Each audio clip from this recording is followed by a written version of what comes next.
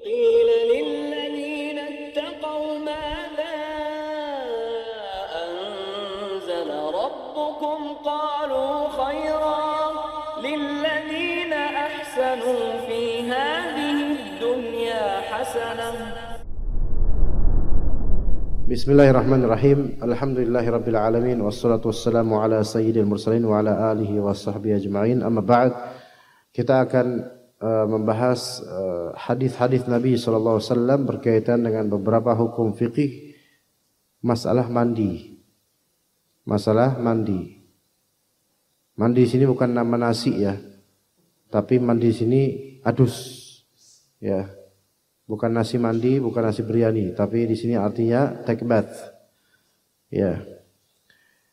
Di dalam kitab Sunan An-Nasa'i, Kitab Thaharah, bab 141, bab Dzikril Ightisal awal al-lail, yaitu penyebutan dalam hadis Nabi SAW mandi di awal malam. Awal malam di sini maksudnya sebelum tidur. Atau bisa dimaksudkan di awal malam adalah ba'dal isya. Setelah isya. Kali itu masih termasuk awal-awal malam. Ya, di sini konteksnya adalah pembahasan mandi junub.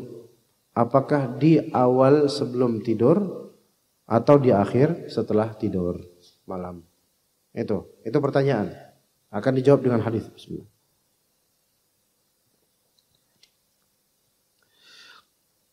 Berkata Imam An-Nasa'i dalam hadis nomor 222 dari Sunan An-Nasa'i, akhbarana Amr bin Hisham qala haddatsana Makhlad an Sufyan an Abil Ala an Ubadah bin Nusay an Ghudayf bin Al-Harith annahu sa'ala Aisyah radhiyallahu anha, bahwasanya beliau yaitu Ghudayf bertanya kepada Aisyah radhiyallahu anha.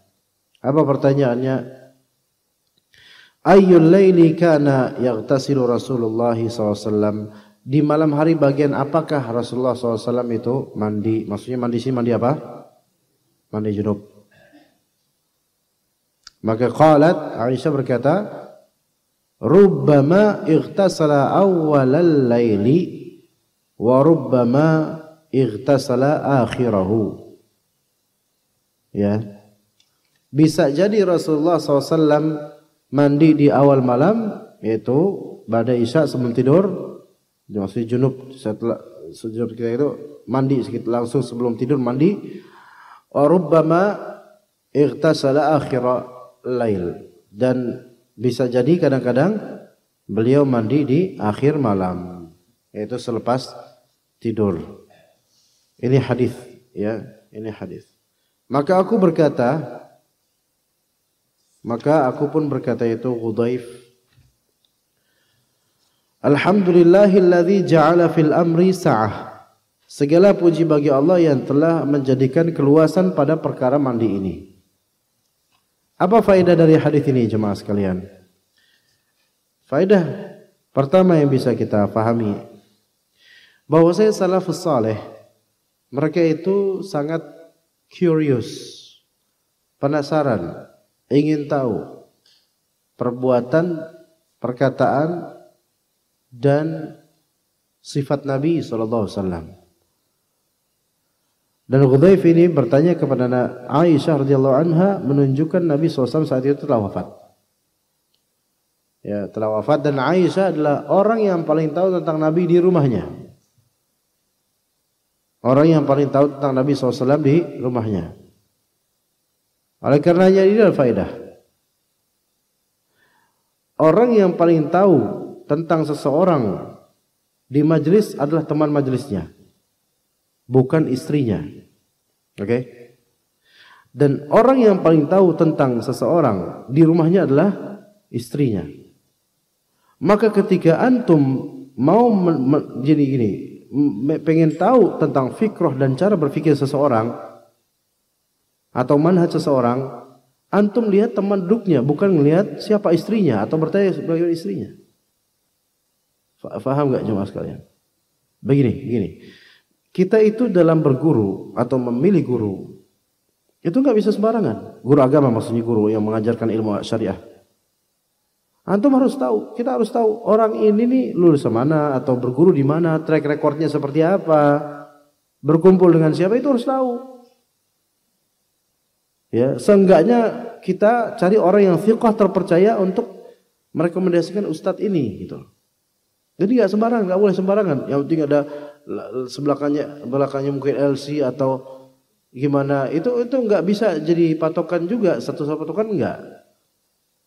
Ya, atau dia ada MA, belakangnya ada MA. MA kan belum tentu gelar, bisa jadi Muhammad Ali, bisa juga. Iya, atau MA terus ada UN belakangnya, Ma'un, ya.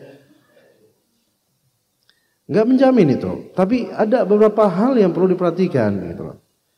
Nah, ini masalah manhaj dan fikrah, pemikiran ustadz tersebut, itu perlu tahu kita.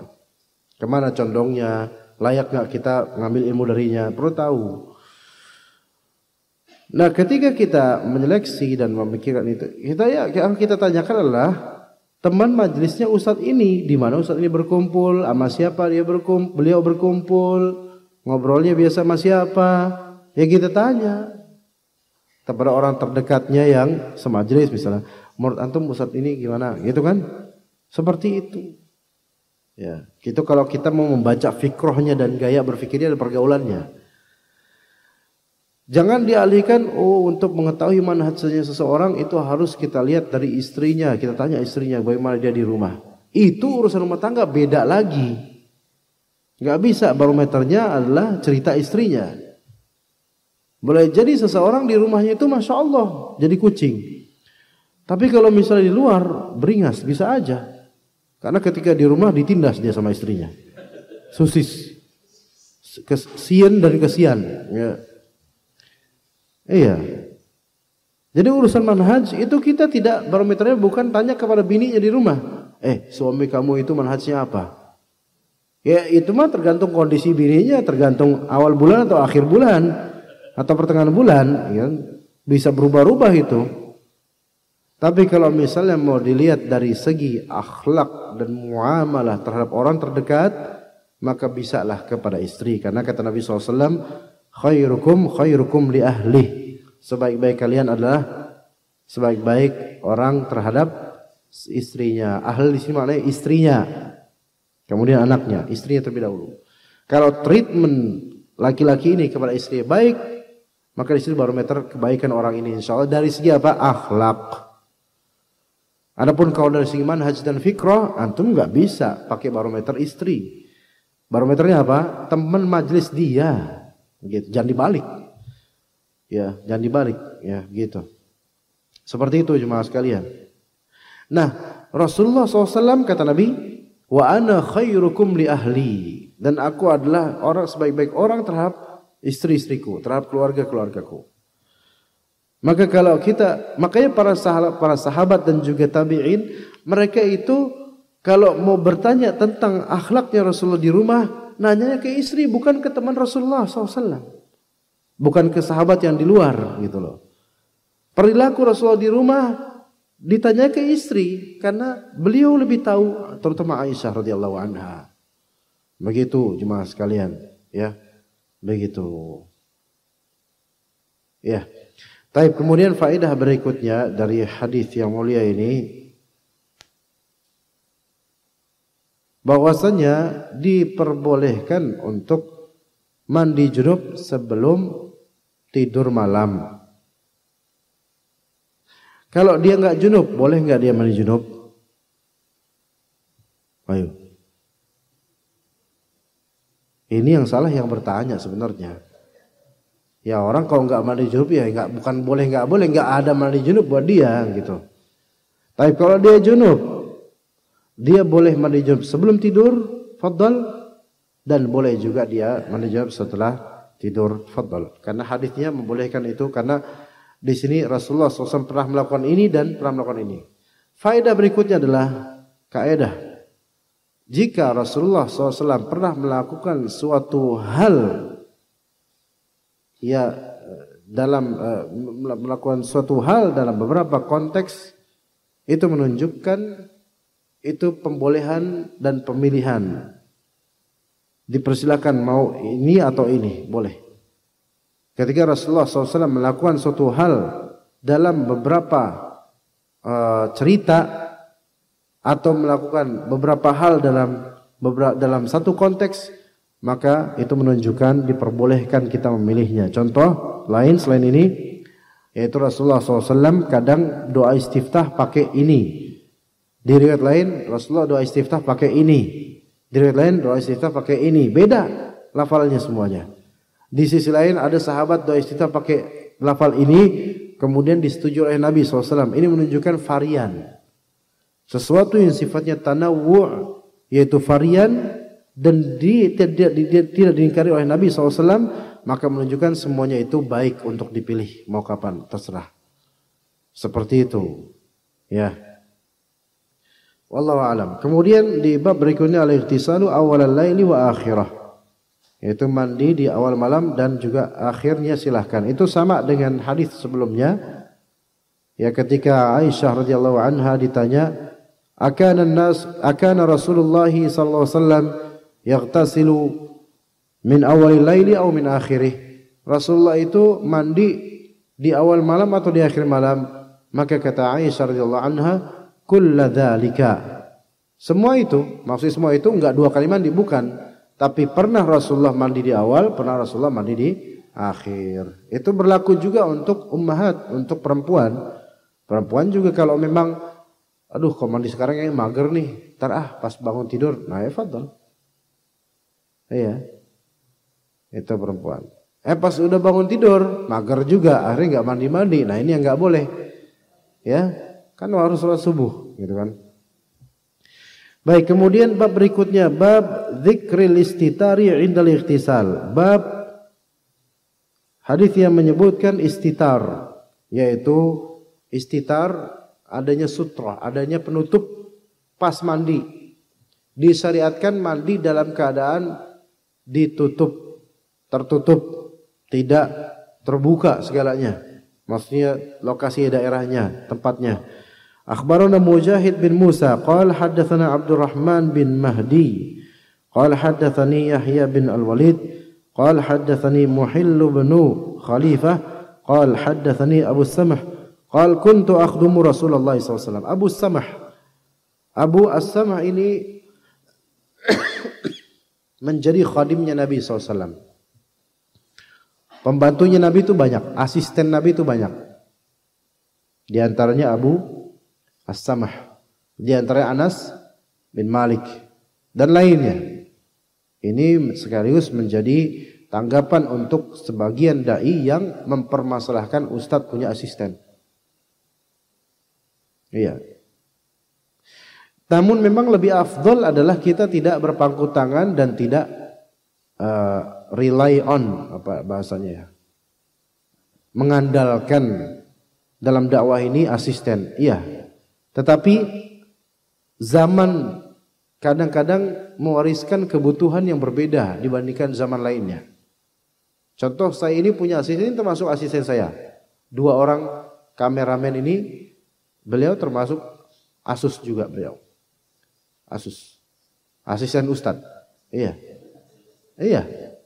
Kan gak mungkin Pak. Saya bawa kamera sendiri, laptop sendiri, ngerekam dewekan, kemudian, loh Ustadz kok semuanya sendiri? Ya pokoknya saya sendiri, saya gak mau punya asisten. Saya mau seperti Rasulullah, saya mau kayak para ulama. Gak ada asisten-asistenan. Saya gak mau manja. Jadi saya bawa kamera sendiri, lighting saya bawa sendiri. Waduh.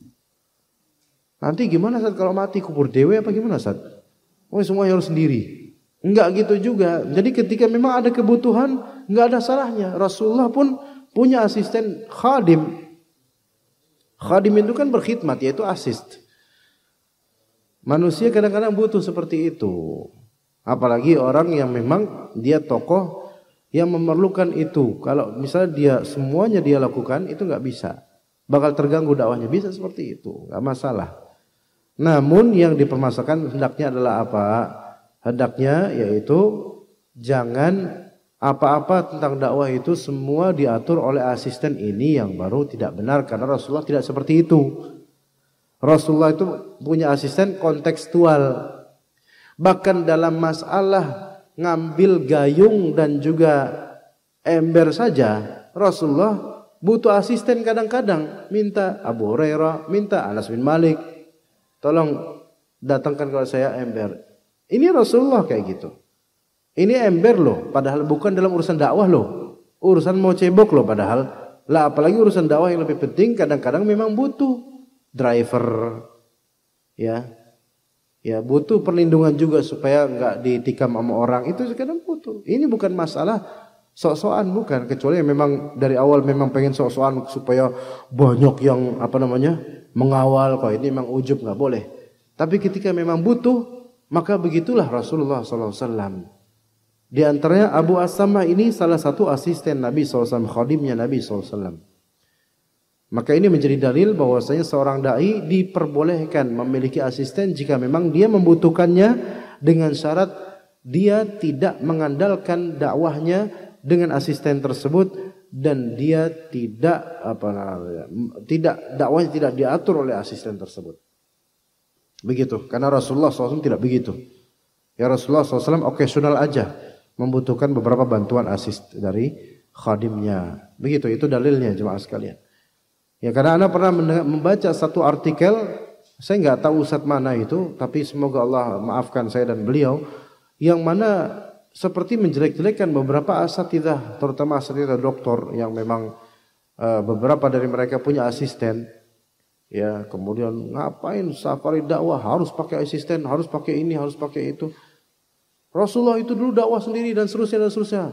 Ke Taif Rasulullah sama siapa? Apakah sendiri? Sama gulamnya, sama asistennya? Enggak sendiri juga. Kadang sendiri, kadang juga sama asisten sesuai kebutuhan. Gitu. Ya, ada temannya. Kemudian akhirnya setelah membaca tulis itu seperti meng-underestimate dan juga merendahkan beberapa ustadz-ustadz kita. Sang penulis yang juga sepertinya orang ustadz juga dan mungkin usianya di atas kita, itu kemudian mencontohkan, saya itu dakwah ke sana sini aja saya enggak pernah pakai asisten.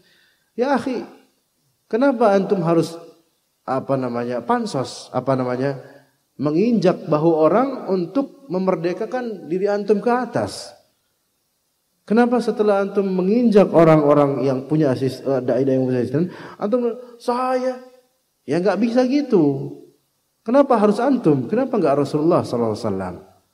Maka hal-hal seperti ini juga ketika itu kalam manusia biasa bisa diterima, bisa ditolak.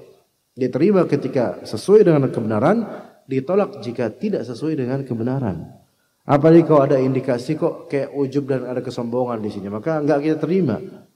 Maka kita Rasulullah SAW sampai untuk ngambil bejana aja kadang-kadang minta tolong.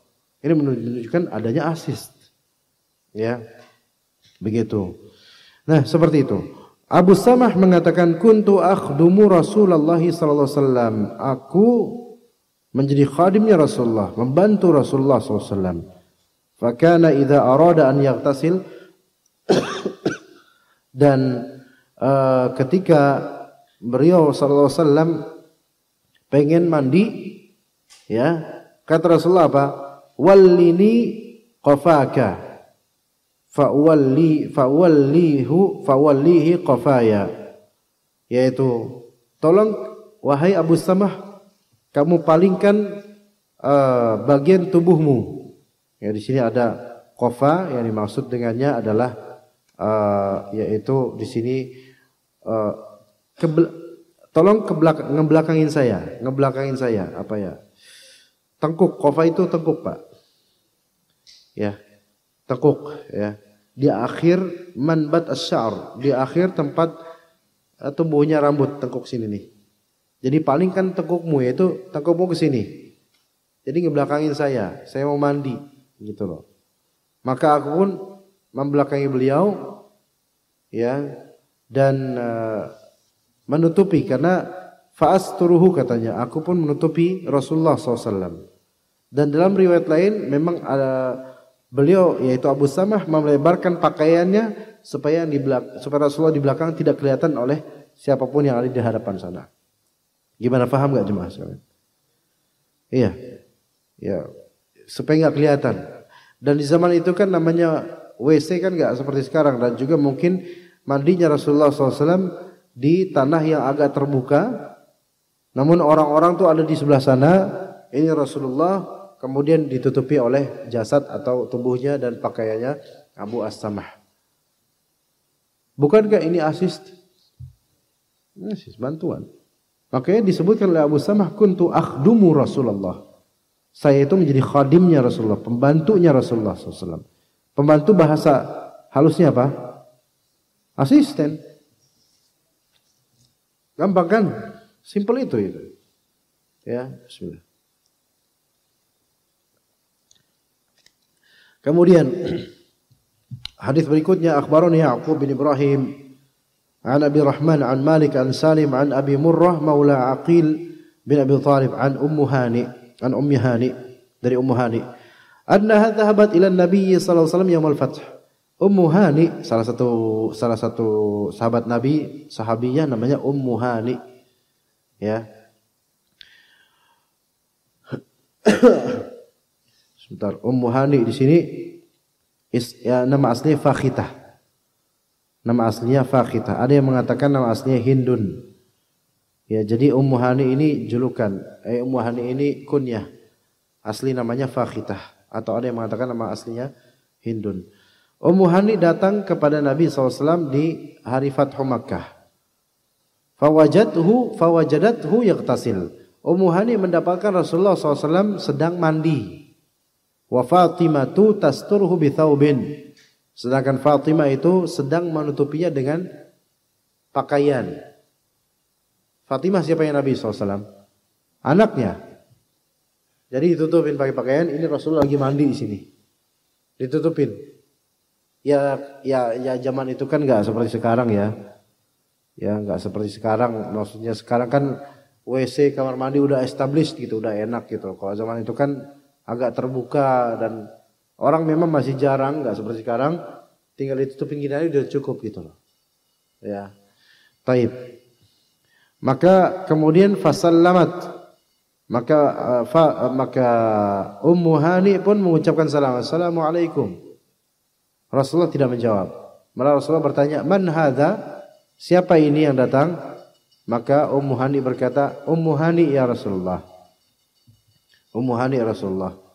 Ya, tapi enggak direspon lagi sama Rasulullah SAW. Karena memang adabnya adalah ketika kita sedang mandi atau di dalam kamar mandi atau semisal itu, ya, maka tidak dianjurkan atau dimakruhkan untuk bercakap-cakap dengan orang di luar.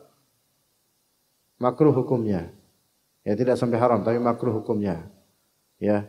Falamma faragha min ghuslih, ketika selesai mandi, qama, bangkitlah Rasulullah. Fasal ini menunjukkan Rasulullah SAW seperti mandinya dalam keadaan duduk atau jongkok. Ya begitu. Fasalla 8 raka'atin. Maka setelah itu Rasulullah SAW salat 8 rakaat ya di satu thawb, yaitu di satu baju yang meliputi beliau. Coba apa pelajarannya jemaah sekalian di sini?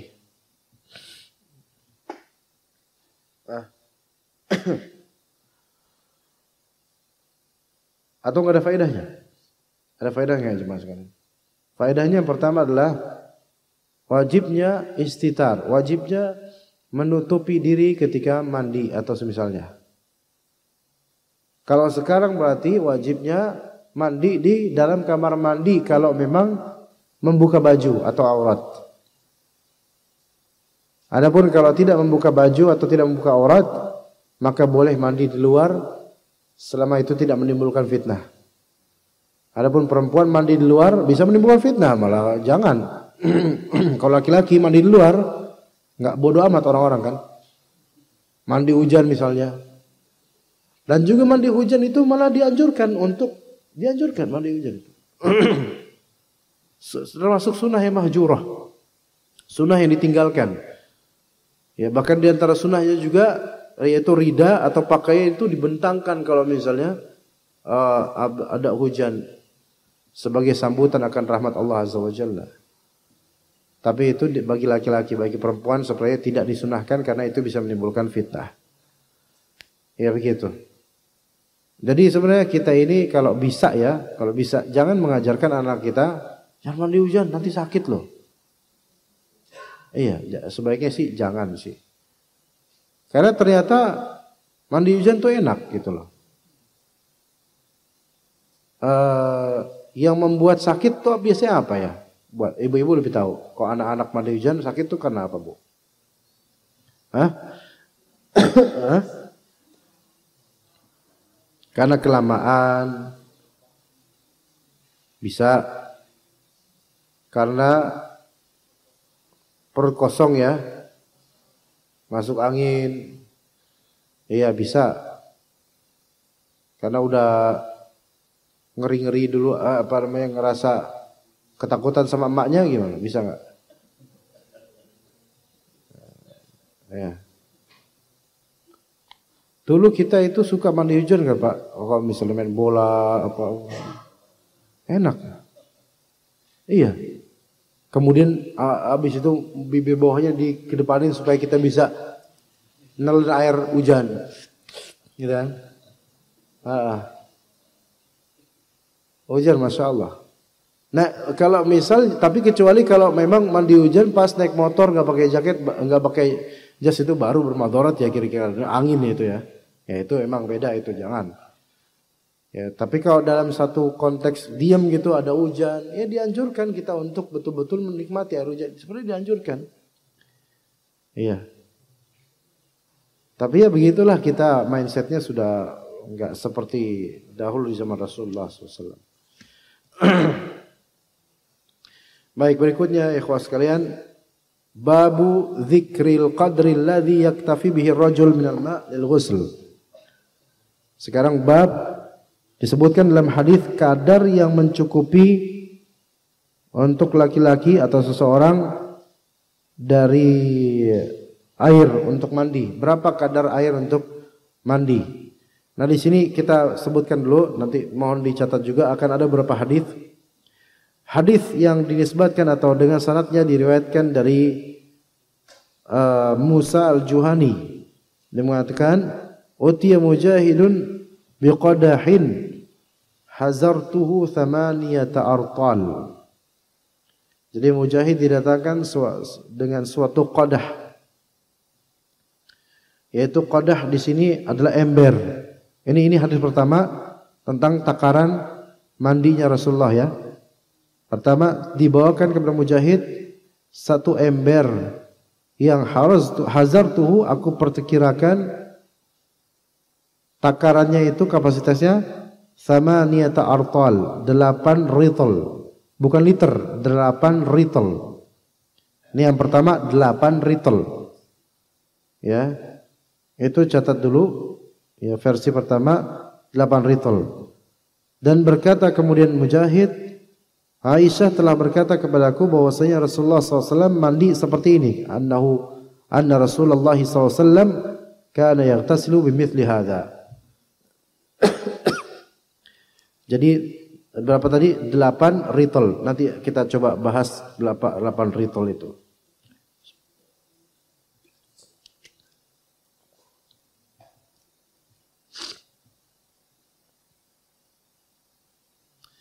Delapan ritl ini kalau disebutkan dalam beberapa kitab 8 ritl gitu ya. Itu kira-kira 4 mud. Yang kisaran kalau liter jadi 3,362 liter. 3,362 liter. Iya. Atau 3.261 gram. 3 kiloan. Iya beneran. Iya sebenarnya beneran. Mandi ini mandi loh. Mandi bukan nasi, mandi junub.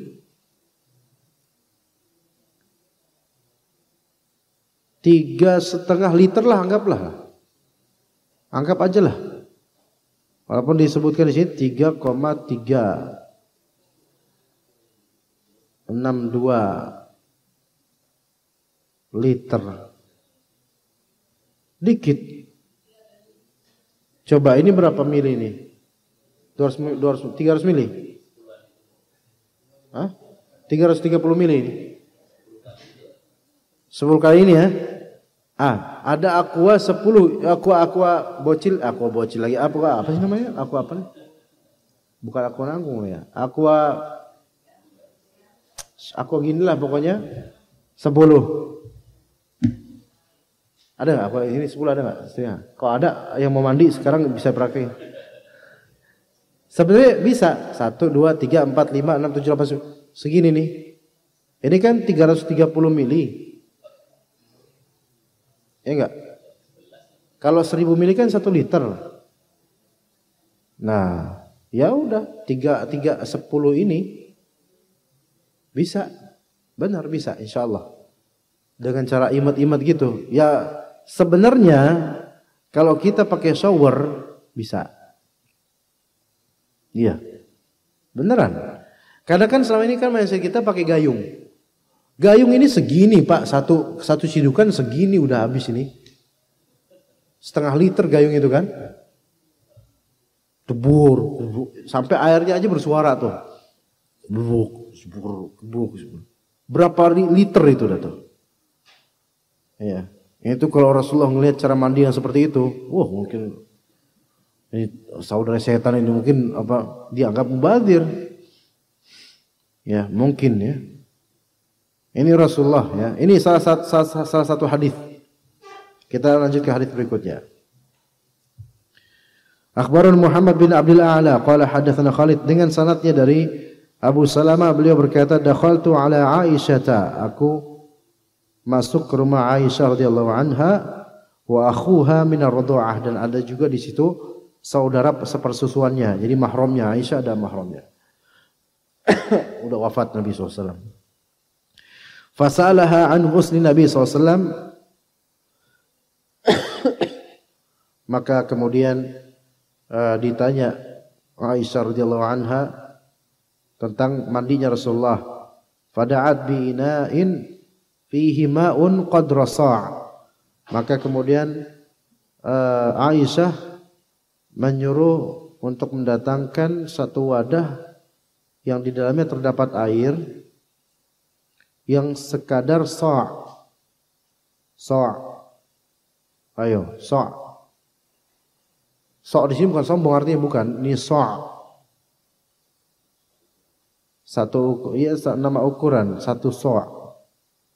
Ingat satu sa' itu sama dengan 4 mud.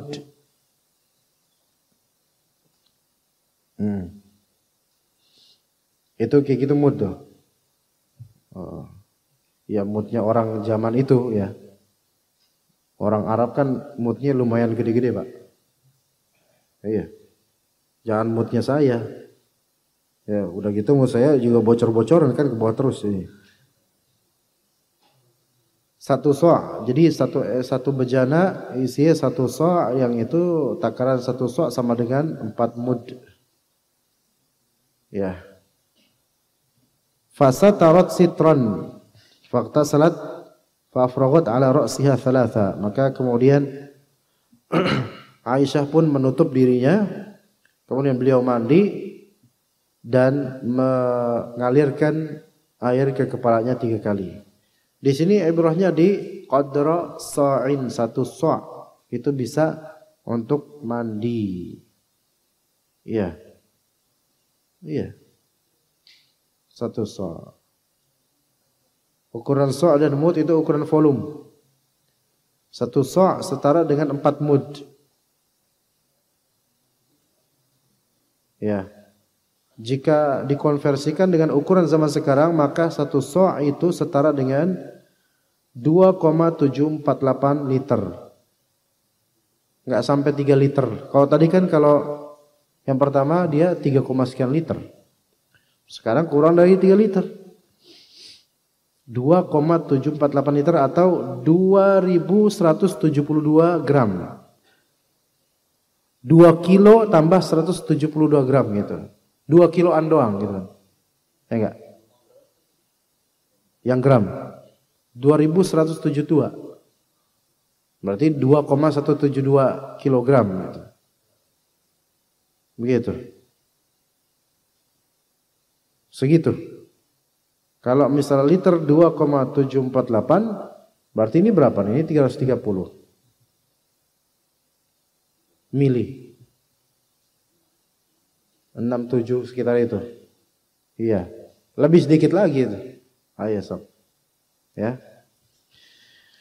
Kemudian hadis berikutnya dengan sanadnya dari Ibnu Syihab dari Urwah bin Zubair dari Aisyah radhiyallahu anha annaha qalat kana Rasulullah SAW yaghtasilu fil qadahi wa huwa al-faraq wa kuntu aghtasilu ana wa huwa fi ina'in wahid. Rasulullah SAW yaghtasil fil qadah. Beliau SAW mandi dari al-qadah. Al-qadah ini juga semacam wadah, semacam bejana, dan itu disebut al-faraq juga al-faraq. Ya, dia disebut al-faraq atau bisa juga disebut al-faraq, al-farq atau al-faraq. Nah, di sini para ulama beragam pendapat mengenai takaran al-farq itu. Sufyan bin Uyainah mengatakan al-farq itu thalathatu asu'. Farq itu adalah 3 sa'. Ada yang mengatakan farq itu adalah 2 sa'. Beragam pendapat ulama. Ya. Kalau tadi 1 sa' itu berapa tadi? 4 mud ya, berarti 2,748 liter. Nah, kalau misalnya kita ikuti perkataan Sufyan bin Uyainah yang kata Imam Nawawi, ini perkataan jumhur, 3 sa' berarti sekitar 2 kilo kali 3, 6 kiloan.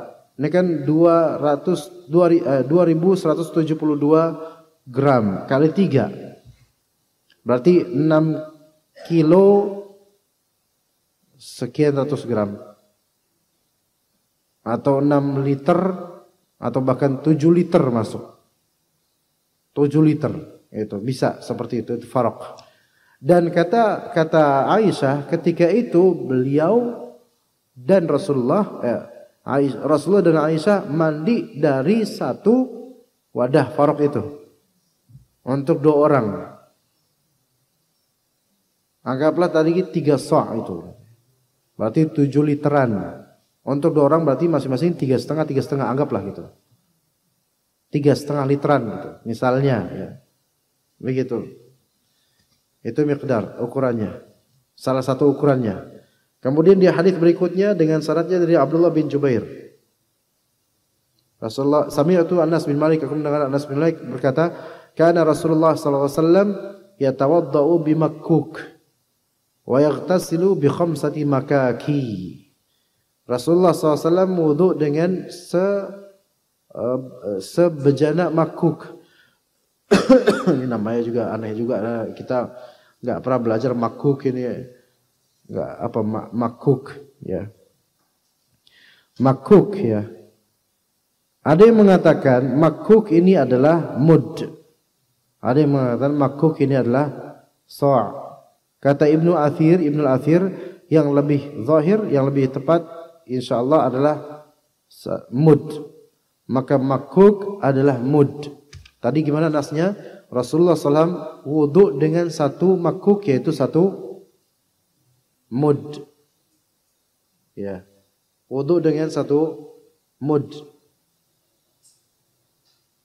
Berarti 1/4 sa'. Kalau tadi 1 sa' 2,748 liter, maka 1/4-nya kisaran berapa? 700 mili, 800 mili. Iya, sekitar itu. Nah, 700 mili 2 ini.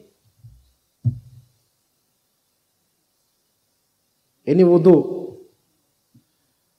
Nah, Anda pribadi sebenarnya kurang setuju dengan yang aqua gelas itu loh. Anda sendiri ngerasa masih kurang. Anda pribadi nggak bisa, masih kurang. Iya. Untuk wudu ya. Jadi itu 1 mud. Ya, makuk ini 1 mud, dan 1 mud itu seperempatnya so'. Ya begitu. Jadi di sini tapi ada juga yang mengatakan makuk, ya. Kembali ke masalah makuk. Ada yang mengatakan 1 makuk itu setara dengan 4 liter. Iya, ini versi lain ya. Ada yang mengatakan enggak, 1 makuk itu bukan 1 mud. Kalau 1 mud kan tadi itu ya, cuman 700 mili. Ini mengatakan bahwasanya makuk itu beda tafsirannya, bukan mud, tetapi tafsirannya dia setara dengan apa? Dengan 4,125 liter. Ya, begitu. Ya, jadi tafsirnya beragam. Untuk makuk aja tafsirnya beragam, dan itu cukup jauh loh. Antara tafsiran 1 makuk sama dengan 1 mud, dengan 1 makuk sama dengan sekitar 4 literan. Masya Allah jauh itu. Ya, tapi sepertinya yang lebih tepat wallahu alam mungkin yang mud, ya.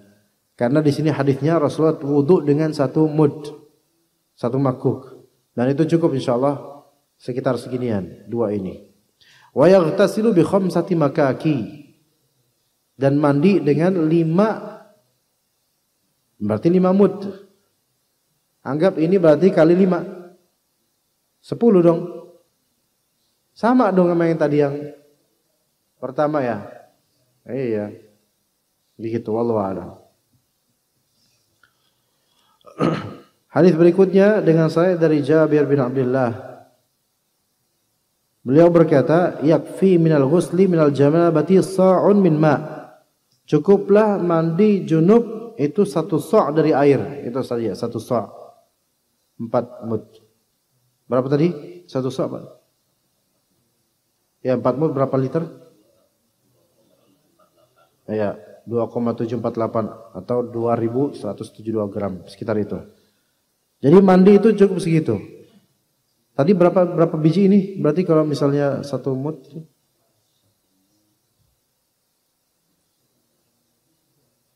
7, 8. Ini 8. Iya.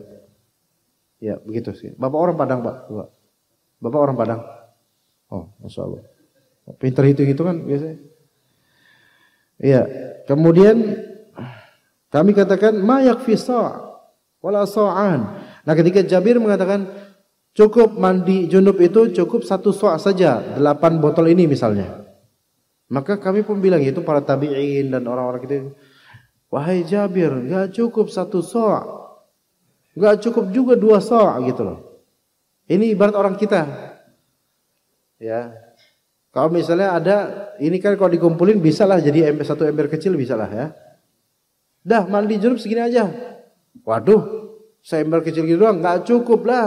2 ember kecil aja nggak cukup gitu kata kita misalnya. Maka Jabir berkata, qad kana yakfi man kana khairan minkum wa aktsara sya'ran. Dulu ini 1 sok seperti ini sudah cukup bagi orang yang lebih baik dari kalian dan lebih banyak bulunya dibandingkan kalian. Rambutnya lebih banyak dibandingkan kalian. Tapi cukup-cukup aja tuh. Artinya kadang mindset itulah yang membuat kita nggak cukup gitu loh. Mindset dan kebiasaan. Coba Pak, sekarang nanti enggak harus nunggu junub Pak, harus kayak gini, enggak harus nunggu junub. Mandi aja. Ya. 1 ember kecil, ukurlah kira-kira dia berapa liter tadi Pak? 2,7 liter, hampir 3 liter, anggap 3 liter. Nah 3 liter blok gitu. Masalahnya mandinya kita pakai gayung. Gayungnya juga gede. Bahkan gayung nggak bisa masuk ke ember saking gedenya. Oke lah pakai gelas atau apa gitu. Cawan gede gitu atau gimana. Ini air kan ngalir. Dia arsir aja. Kan gitu. Dan juga mandi junub kan ada caranya juga. Wudu dulu. Kemudian percikan juga ke kepala lebih awal. Biar basah seluruhnya. Gitu. Ya. Atau kalau mau Bapak ukur dengan kita yang modern sekarang ini kan ada shower. Bagi yang rumahnya punya shower. Kalau enggak, ya udah pinjam shower tetangga dulu. Nah, itu coba dalam waktu 1 menit hidupkan shower itu, taruh di ember. Kira-kira 1 menit shower itu keluar itu berapa liter tuh? Nah, sebenarnya pakai shower itu irit. Iya. Daripada pakai gayung beneran. Ya puternya jangan deras banget kayak di hotel-hotel, kalau itu udah banjir itu. Enggak. Shower yang mencukupi aja, Bu. Apalagi yang keluarnya tipis-tipis. Bahkan saking tipisnya saking enggak ada yang keluar sama sekali. Nah, pakai shower, iya. Dia kan butir-butiran doang itu. Coba aja dalam satu menit taruh tuh shower ke wadah bejana itu, ember. Ukur berapa 1 menit itu. Cukup nggak 1 menit mandi junub? Cukup. Tanpa sabun. Dulu kan nggak pakai sabun. Ya sekarang kan nggak bisa ya. Tapi pakai sabunnya nanti setelah semuanya terarsir baru pakai sabun. Udah gitu. Itu mandi junub. Kalau mandi junub aja itu sebenarnya bisa seiring itu, apalagi mandi selainnya. Sebenarnya gitu. Ya. Siap ya. Nanti tolong berikan laporan pada bulan depan. Anda pengen tahu, ya. Jadi begitu, wallahu a'lam. Kemudian ini terakhir insyaallah bab dzikr ad-dalalah ala annahu la tauqita fi dzalik. Bab penyebutan dalalah, hal yang menunjukkan bahwasanya tidak ada batasan sebenarnya untuk itu. Itu dikembalikan ke orangnya aja. Dengan sanadnya dari Ma'mar, dari Ibnu Juraij, dari Ma'mar dan Ibnu Juraij, dari Az-Zuhri, dari Urwah, dari Aisyah radhiyallahu anha, maka qalat, beliau berkata, kuntu aghtasilu ana wa Rasulullah SAW min ina'in wahid wa huwa qadrul faraq. Aku pernah mandi bersama Rasulullah bareng-bareng dari satu wadah, dan itu sekadar dengan farok. Farok yang tadi besar tuh berapa tuh? 7 liter apa ya? Ya 7 literan itu. Kenapa di sini sebut kalau Imam Nasai tidak ada batasan sebenarnya dalam masalah minimal atau mana, nggak ada batasan. Kenapa begitu? Karena seolah-olah di sini hadis ini menunjukkan seolah-olah Rasulullah sama Aisyah kan mandi bareng. Tidak ketahuan berapa persentase masing-masing mereka menggayungi untuk diri mereka sendiri kan? Ya memang logikanya seolah-olah, oh kalau 7 liter satu wadah, 3,5 buat Aisyah, 3,5 buat Rasulullah. Sekarang kalau antum pikirin deh, antum aja deh Pak. Mandi bareng istri di kamar mandi. Sempat nggak mikirin ini 3,5 buat kamu, 3,5 buat saya? Nggak ada, nggak sempat kan? Tapi sebenarnya cukup gitu semua dua-duanya. Ini menunjukkan bahwasanya tidak lazim antum harus mengukur berapa, ini nggak lazim. Pokoknya yang mengalir di tubuh antum itu membuat semuanya kena bagian tubuh, maka itu udah cukup insyaallah taala. Mau berapa kayak itu cukup. Ya cuman kalau untuk wudu, ana pribadi untuk segini doang, aku gelas, ana pribadi kurang cukup karena airnya kurang ngalir untuk beberapa sisi. Menurut ana ya. Dan menurut ana juga, ana pribadi tidak ikut dengan yang versi spray. Kecuali spray yang mungkin gede ya, spray Baygon misalnya. Tapi pakai air, bukan pakai Baygon. Kalau spray yang kecil itu malah lebih kecil daripada aqua gelas mungkin. Mereka bilang bisa kok dengan cara kan ada bulir-bulir tuh ke wajah. Ini namanya mengusap, bukan membasuh. Kenapa? Karena airnya ini tidak ngalir di sini. Dia jadinya basahan, lembapan. Jadi enggak masuk kriteria ghusl. Faghsilu wujuhakum, enggak masuk. Masuknya masah karena apa? Cuma lembapan doang kan dapatnya. Iya. Apalagi kalau misalnya kalau ini malah bid'ah jadinya. Misalnya, ente ngapain? Gitu kan? Enggak bisa. Kenapa enggak sekalian aja ini ada air, cemilin aja gini. Ya, udah pakai skincare. Enggak bisa. Wudu itu airnya ngalir. Kalau misalnya ghusl, wajah, kedua tangan dan kaki itu wajib untuk membasuh. yaitu airnya bulir-bulir itu mengalir gitu, maksudnya banyak gitu loh. Adapun kepala dan telinga maka itu cukup basahan lembab saja nggak masalah. Itu bedanya. Wallahu a'lam. Ya, kita sampai situ aja insyaallah untuk Sunan Nasa'i. Sallallahu ala nabiyina Muhammad wa ala alihi wa sahbihi ajma'in. Apakah ada pertanyaan jemaah sekalian sebelum kita tutup semuanya? Ada soal? Fadhal Pak, silakan Pak. Silakan Bapak. Salam. Ya Pak. Iya Pak.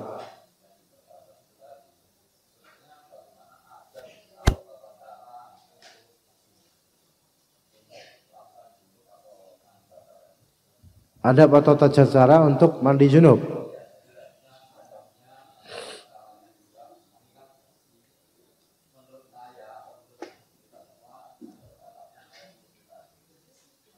Oke.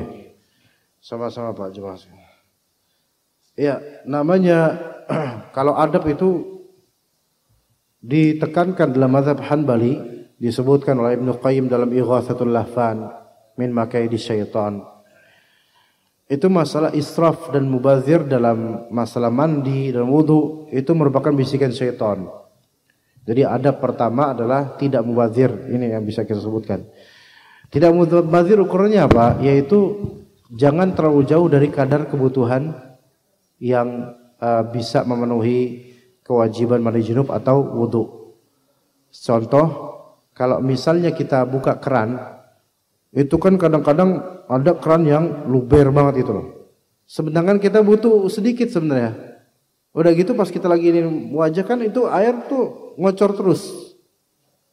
Dan itu memang di luar kemampuan kita. Tapi yang penting kita jangan terlalu luber airnya, jangan terlalu deras. Agak sedikit kecil, tapi terkumpul. Nah itu seperti itu.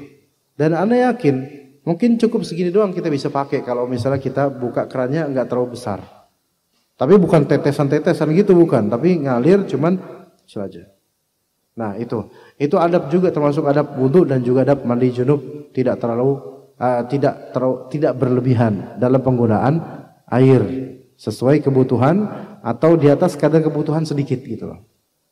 Taib. Itu yang pertama. Kedua yaitu baca bismillah. Ya, baik sebelum wudu ataupun sebelum mandi junub membaca bismillah. Kemudian yang ketiga, kalau wudu ada kewajiban-kewajiban dan ada sunnahnya yang itu rinciannya panjang. Kalau mandi junub kewajibannya hanyalah apa? Supaya seluruh tubuh terkena dengan basuhan air. Ini wajib. Seluruh tubuh terkena dengan basuhan air termasuk rambut. Rambut itu sampai bagian kepalanya harus terkena basuhan air. Makanya dianjurkan di antara tata caranya adalah yaitu sebelum dia semuanya ke tubuh, yaitu air dilekatkan di kepala, terutama bagian kanan dulu, tengah dulu, kanan kemudian kiri kemudian tengah. Al-muhim yang penting ini rambutnya kena semua air. Itu dalam mandi junub Pak. Ya berbeda dengan wudu. Kalau wudu itu tidak harus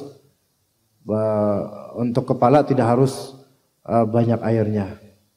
Ya al-muhim adab-adab tersebut ada kriteria masing-masing di mandi junub dan wudu. Ya. Ini adab apa lagi Pak yang bisa ini? Adab apa lagi Bapak yang mungkin dibutuhkan di sini? Seperti apa?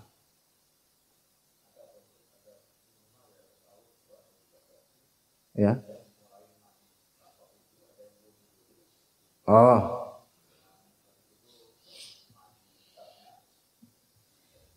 Iya, sebenarnya mandi junub itu Pak, kalau memang pengen sesuai sunnah Nabi SAW, yaitu dengan tata caranya ada. Yaitu pertama dengan wudu, ya, dan kemudian juga membasuh, ya, dan juga kepala. Setelah itu bagian kepala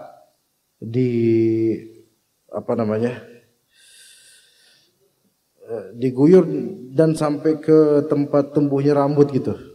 Semuanya dulu itu. Iya. Kemudian baru membasuh ke anggota tubuhnya. Dimulai dari kanan. Kemudian kanan gini berarti kalau misal pakai gayung atau pakai shower, yang kanan dulu basuhin semua. Kenain dulu kanan sampai kaki. ya. Kemudian kiri, kemudian baru seluruhnya, tengah. Seperti itu. Kalau memang mau seperti itu yang lebih afdol.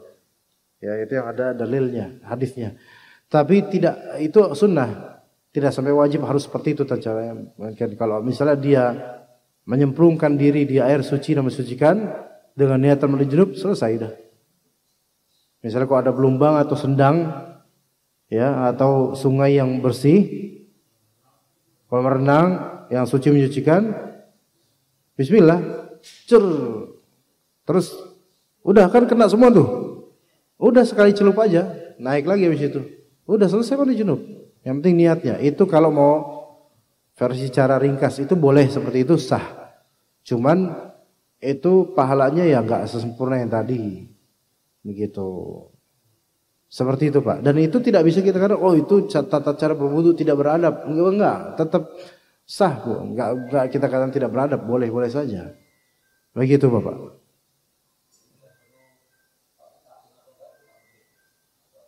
Itu ikhtiar masing-masing aja.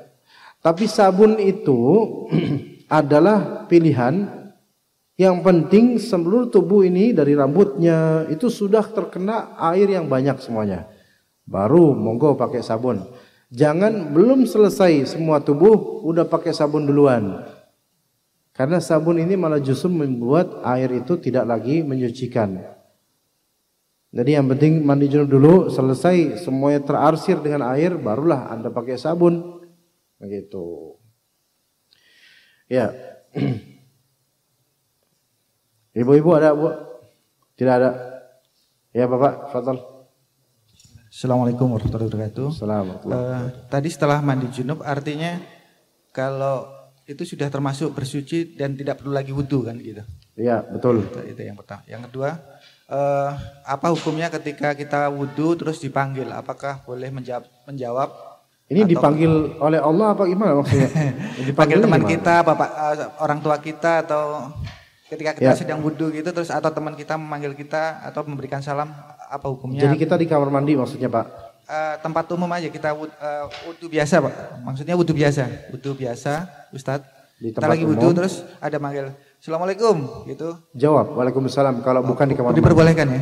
Boleh. Oke, terima kasih. Memang dalam wudu itu di antara rukunnya adalah mualat, yaitu berkesinambungan. Tapi kalau untuk menjawab salam nggak ada masalah Pak. Kecuali kalau di kamar mandi ya. Kalau di kamar mandi boleh dipending karena Rasulullah SAW tidak langsung menjawabnya. Ya, tapi kalau di luar kamar mandi di tempat wudu biasa, jawab itu menjadi kewajiban dan itu tidak mengganggu kronologi wudu insyaallah. Begitu Pak. Terima kasih. Kalau sekedar bertanya, ada enggak gitu atau pertanyaan lain yang bukan salam gitu? Enggak ada masalah ya? Oke. Wudu sambil ngobrol juga enggak masalah Pak. Oh iya. Barakallahu fiik. Barakallahu. Wudu sambil ngobrol enggak masalah. Ya. Yang bermasalah itu wudu sambil ngobrol dan sambil ngobrol dia tuh enggak wudu lagi gitu loh. Putus wudunya gitu loh. Misal lagi wudu terus ada teman, gimana? Salaman dulu, ngobrol dulu ya. Padahal masih wajah doang, tangan belum. Ngobrol gimana, mondar-mandir ngobrol gitu, kemudian ke coffee shop dulu, minum dulu. Ya, artinya kalau misalnya hilang kesinambungannya, terputus, maka harus diulang dari awal. Ya kalau terlalu lama harus diulang dari awal. Tapi kalau cuman bahkan sambil bareng-bareng wudu sambil ngobrol itu enggak ada masalah. Enggak ada masalah insyaallah taala. Enggak mengurangi sama sekali dari rukunnya insyaallah. Begitu ya. Baik, kita cukup insyaallah sampai sini. Barakallahu fikum jami'an. Jazakumullah khairal jaza atas kehadiran antum semua. Semoga kita bertemu kembali di bulan depan insyaallah taala. Wa sallallahu ala nabiyyina Muhammad wa ala alihi washabbihi ajma'in. Subhanakallahumma bihamdika asyhadu an la ilaha illa anta astaghfiruka wa atubu ilaik. Wassalamualaikum warahmatullahi wabarakatuh.